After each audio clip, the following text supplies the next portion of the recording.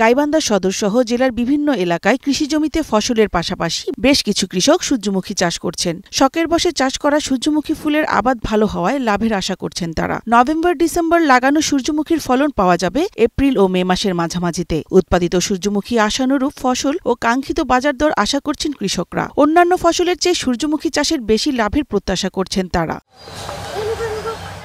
আবাদি জমিতে এমন অভাবনীয় সফলতায় অনেকটাই সাড়া পড়েছে এলাকা জুড়ে। তাই বিভিন্ন এলাকা থেকে এই সূর্যমুখী ফুল দেখতে আসছেন বিভিন্ন বয়সী দর্শনার্থীরা। আশা রাখছি যে এই বাগান থেকে ভবিষ্যতে আমরা আরো শুধু ছোট ভাই করছে এই না, আমরা চিন্তাধারা করছি আমরা আরো অনেকেই এই সূর্যমুখীর বাগান করব। আমার ভাইয়ের এটা বাগান নতুন করে উদ্যোগ নিয়ে এটা করছে, তো তাই আমি পাশেই বিয়ে হয়েছে দেখার জন্য আসছি।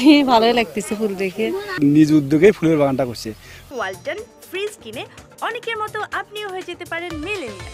সেরা পণ্যের সেরা অফার। অবশ্যই দেখতে খুব ভালো লাগতেছে, কিন্তু এখানে আরেকটা বিষয় আছে যে ফুলগুলো পাহারা দেওয়া লাগতেছে। সূর্যমুখী ফুলের বীজ থেকে যে তেল হয়, এই তেলটা আমরা সংগ্রহ করে, এবং এটা একটা খুব ভালো পুষ্টিমানের তেল হয়। তা আগামীতে এখন যে পরিসরে দেখা যাচ্ছে, আগামীতে সবাই উদ্বুদ্ধ হলে আরো ব্যাপক পরিসরে করা যাবে ইনশাল্লাহ। আসলে আমার অনেকদিন হলে ইচ্ছা ছিল যে আমার এই জমিটাতে কৃষি ধান ছাড়া অন্য কিছু করব। তো হুট করে আমার এই ছোট ভাই শিনু আমাকে একটা পরামর্শ দিল যে ভাই আপনার জমিটাতে সূর্যমুখী ফুলের চাষ করেন। তা ওই আবার আমাকে যে কৃষি অফিস থেকে ওই যে বীজ এবং সার আমাকে দিয়ে সহায়তা করছে। সূর্যমুখী তেলের চাহিদা বাড়ার সাথে সাথে কৃষকদের আগ্রহ বাড়ছে দিন দিন বলে জানান কৃষি সম্প্রসারণ অধিদপ্তরের এই উপপরিচালক। আমরা জানি যে সূর্যমুখীর তেল একটি উৎকৃষ্ট মানের তেল। প্রতি বছর বিদেশ থেকে আমাদের ভোজ্য তেল আমদানি করে হাজার হাজার কোটি টাকা বিদেশে দিতে হচ্ছে।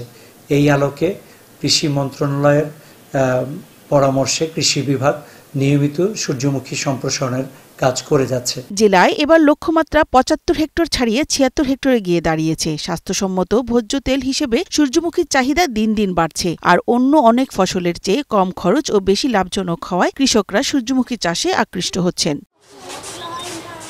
Global television news desk.